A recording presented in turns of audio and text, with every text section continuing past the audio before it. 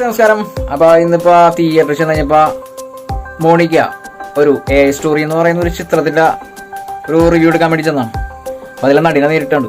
പക്ഷെ എൻ്റെ പൊന്നു, ഈ ചിത്രത്തിൽ അഭിനയിച്ചിരിക്കുന്ന നടി അപർണ മൾബറി, അതായത് ബിഗ് ബോസ് താരം. എന്താ ഭംഗി, നേരിട്ടൊന്ന് കാണേണ്ട തന്നെയാണ്.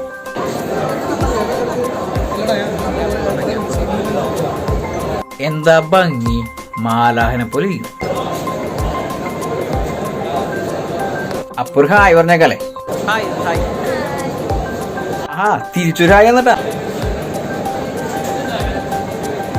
അവരുടെ ഭംഗി, മൂമെന്റ്സ്, നടത്തം ഒന്നും പറയാനല്ല, പക്കാ സൂപ്പർ.